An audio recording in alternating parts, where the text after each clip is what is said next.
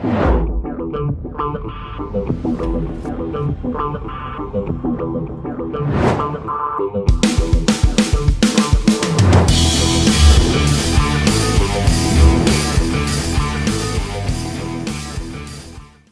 what's up, my network marketing friends? Todd Falcone here. Welcome back. We're going to go through the book again. So, Fearless Networking.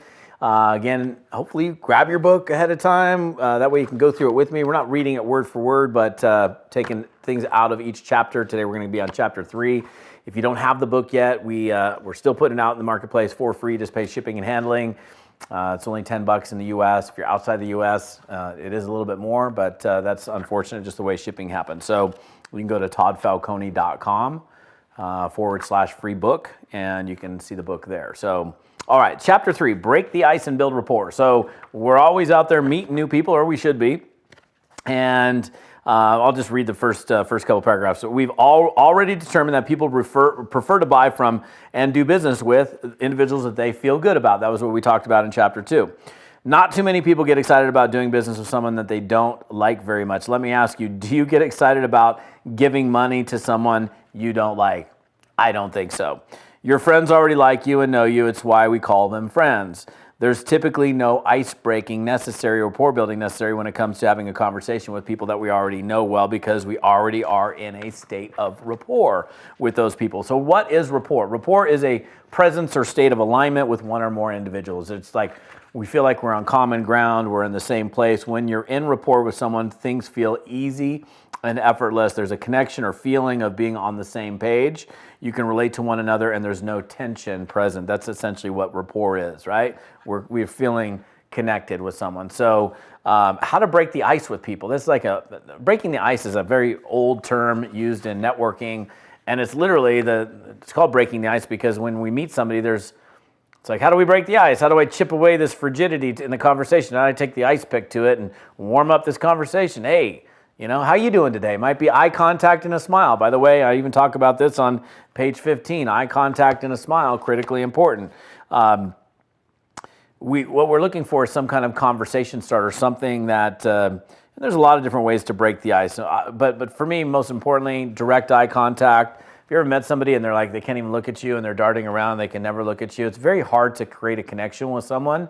Like that whole phrase, the eyes are the windows to the soul. When you have deep, direct eye contact with somebody, sometimes the eye contact can actually be too much. It can be too intense, because if you get too intense with the eye contact, it just may not actually work in your favor. So, because somebody might read into that, well, they're really looking at me. Do they like me? Do they want me? You could read into things just by having super intense eye contact. So if you're married, I'd be a little bit careful about how deep and penetrating your eye contact is, because it might be a little bit too much, especially if you're talking with somebody of the opposite sex. So having a couple of breaks here and there, you can still have eye contact and then break like I just did with you guys. So I'm talking to you, but then I might look away for a second and then look back at the camera like I just did again. So those little breaks, I'm still creating direct eye contact. It's not like I'm talking to you and I'm constantly doing this, but I can't look at you. Most people, do you trust anybody that can't look at you? I don't think so. So, and then the other part of it is a smile. We are more attractive when we smile. People just look better when they smile, and it releases these amazing things called endorphins that make us feel better, and then it makes the other person feel better. When both people are feeling better, they tend to connect a little better. So a smile and eye contact is crucial. 4 ways to break the ice and start a conversation. Number 1, and this is right in the book. So number 1, the basic greeting with a smile. It's just like, hey, how's it going? How are you? Something like that. That's an ice-breaking greeting, versus that's not very ice-breaking, is it? I even felt uncomfortable doing it. But if I looked at you, I gave you great eye contact, and I said, how are you doing this morning? Like a checker, it's great to practice it with the checkers at the grocery store, for example. You come to the grocery store, not like you have a whole lot of time unless you got a bunch of groceries, but like instead of just walking up and they're just taking your groceries. I witness it. People go to the grocery store and they don't even, I'm like, hey, I go, how's your day? Or the person at the teller at the bank, I go, hey, how are you doing? How's your day treating you? How's your morning? And actually saying hi and looking at them and creating eye contact and doing it with a smile is one way to do it. Number 2 is give a genuine compliment. Wow, this is right in the book. Those boots are awesome. Where'd you find those? And I mean, but it's got to be authentic. It's got to be a real compliment. So that's one way to do it. Number 3 is ask a question. I'm gonna sit in a coffee shop and I'm observing and I'm like, I look at the person across the table from me and I go, wow, is this place always this busy? This is crazy in here. Oh my gosh, this place is it's busy from open till close. Oh, okay, like, oh, do you come here a lot? I mean, it's a conversation starter and an icebreaker. Number 4 is commenting on the obvious. If you see something in their office, like for example, if I'm sitting here and I'm in your office, right? And I can see that, like you can tell, I'm shooting this video in my home. And up here in the back, let's say there's a picture of a guy with this fish, and he's holding his fish. And I could say something like, "Wow!" I go, "Where did you catch those? Those are huge. What are those? Oh, those are salmon. Oh my gosh, man! I haven't even. That fish is gigantic." And you got to be careful that you don't like I fish for. No, I don't fish for a living, but I fish, and I've done a lot of fishing. So if I went up there and I had never fished before, and I'm trying to like look at something around me, like something that I'm observing as a way of breaking the ice, maybe it could be their diploma or award, or it could be their background, or it could be something that tells you something about them. And I don't fish, and I go, wow, those are mighty large fish. What kind of fishes are those? Are you a fisher person? Do you fish? Are you a fish man? They're gonna look at you and go, like, same thing with golf. Like if you don't play golf and you see somebody in their, arm in arm with their buddies on the golf course, I'm like, hey, I like if it was me, because I played a lot of golf, I go, hey, I go, what track is that? That's another name for a golf course. And they're like, and if you're talking to a golfer and that you say track, they're gonna know it. But if you wouldn't even know what track is if you never played golf. So you want to if you see something that's obvious to you, you can comment on it. And so, like, if I was doing a meeting in somebody's house, or if I'm sitting down in a one-to-one situation, maybe something they're wearing, or the way that they look, or maybe something that they have in their possession, could be any number of things. But these are little things that you can pick up on that are great for ice breaking. So, all right, here because I don't want to make these videos too long. What I do want to do is talk about one thing in particular, and that is when you're creating a connection with someone and you are, like with the camera, for example, like I see, like I've got a camera here and there's like a little screen on the side so I can see myself in the camera as I'm shooting this video. So there's literally a mirror reflection of me, so I can see my hand moving forward and backwards. I can see my hand waving literally in a mirror reflection back to me. One of the most important things that you can do, and I talk about it in this book, is mirroring someone in terms of their tone, their pace, the words, like the volume, the pitch. Like if I picked up the phone and I called a prospect and she softly answered the phone, hello, and I'm Todd the way Todd normally is, it's at my normal natural pace. I'm like, hey, how's it going? I'm kind of fast and loud typically.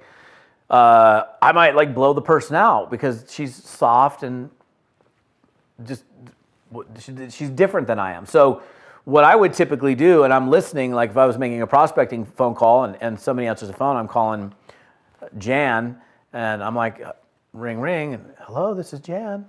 I'm going to immediately soften it up and go, hi, Jan, this is Todd Falcone. How are you doing? Versus, hey, Jan, Todd Falcone, how's it going? I might blow her out completely. So mirror, and now in person, you can mirror their gestures, like or how they're sitting. Like I'm not going to move around too much on the camera because it'll go out of focus. But if you're sitting with someone and they lean back, I might lean back. If they cross their legs, I might cross their legs. If they did this, I might do this. If they move forward like this, I might do this. But the thing you also have to be careful of, and I talked about this in the book, is subtlety. Subtlety is critical. But when we are like someone, again, this goes down to, back even to chapter 1, people buy from those they like and trust. The more like someone that we are, the more likely they're going to trust us and want to do business with us because they see us as similar to them. So in rapport building and connecting, what we want to do is to be more similar to or more like another person. And the more like them we become, the greater that the likelihood that they're going to have good feelings about us, that they're going to warm up to us, and that they may more likely want to do business with us because they see us as somebody that they have something in common with. So mirroring volumes. Somebody talks loud, you talk loud. Somebody talks soft, you talk soft. Somebody talks fast, you talk fast. Somebody talks slow, you talk slow. but you have to be careful that you're not mimicking, because if you're mimicking, they can catch you. I actually caught somebody who was well versed in rapport building from neurolinguistic programming, but it was very obvious to me, and I actually saw it happening right in front of me, and I knew it was happening. I didn't say anything to her at the time, but I saw what was happening. Like, it was obvious to me that she was mirroring my gestures, and it actually became a distraction. So you have to be careful with that as well. But again, what you want to do is you want to do things. There's some other stuff in here in this chapter on finding mutual connections and how to mirror and like mutual connections. Like, this is something typical. Like, when you're getting to know somebody, where are you from? Where'd you go to school? What do you do when you're not working? Like, these are little things that come up that when we find something in common, instantly, it's like we are in a state of rapport with somebody. It's like you're from the same town, or you play the same sport, or you have the same mutual interests. That makes rapport building a lot easier. So there's a little bit more to chapter 3, but that's something that we want to get really good at in network marketing. It's something that would be worth practicing at some of your trainings. In fact, I would definitely do exercises with some rapport building. And you can use this book, by the way. This is, again, designed as a training tool. Chapter 4, we're going to get into simple and effective invites. One of the most important things that we need to do as network marketers, and do it frequently, is invite people to take a peek, to invite people to take a look at our product and or our business, what we bring into the marketplace. So that's next time when we go through Fearless Networking, and that's a wrap for today. So take the stuff, use it. Again, if you don't have the book, you can go get the book. Go to toddfalcone.com and grab the book, so next time we're going through one of these chapters, you can have it right in front of you. Have an amazing day. We'll see you next time.